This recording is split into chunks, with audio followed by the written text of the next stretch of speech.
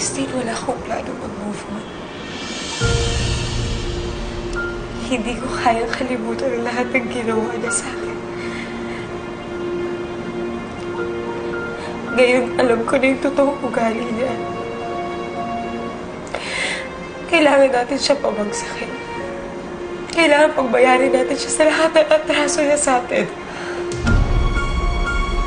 Kailangan magbayad yung walang hiyang babaeng yun.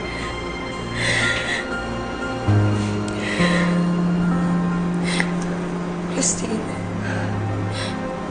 mas madali natin siya pababagsakin kung magtulungan tayong dalawa.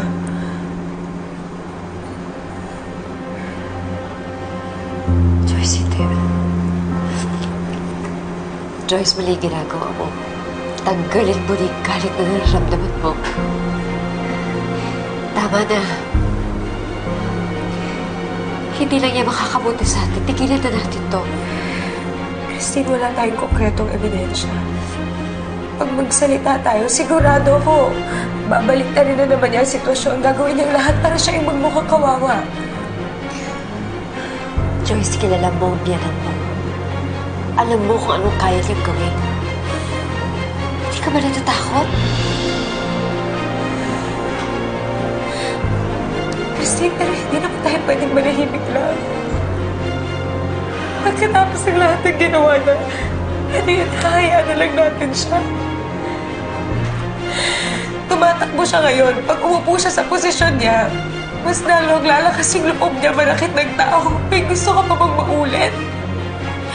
Hihintayin mo pa bang may maulit sa atin na may magaya sa ating dalawa?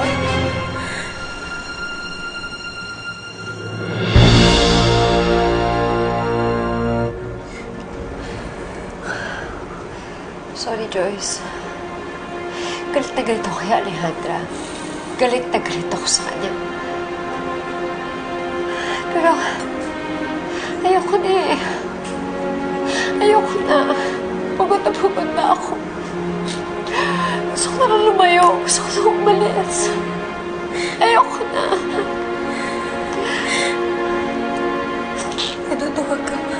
Kaya ayaw mo lumabag. Joyce, hindi ako natutuwag. Gusto ko lang maging praktikal. Ayoko nang may mahal ko na masaktan pa ng Alejandra na yan. Joyce, ba't di na lang yun ang gawin niya ni Lawrence? Lumayo na lang kayo. Umalis na lang kayo dito. Malayong-malayo kay Alejandra.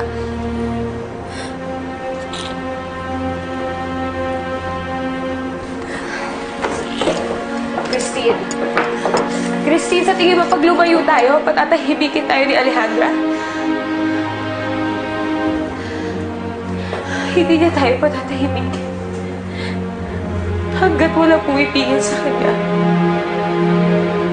Gagawin at gagawin lang niya to. Mananakit lang siya ng tao.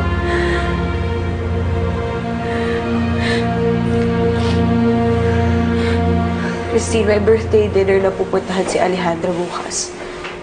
Andun lahat ng kapartido niya, pati si Mayor. Pag pumunta ka doon, maiinis siya sa'yo.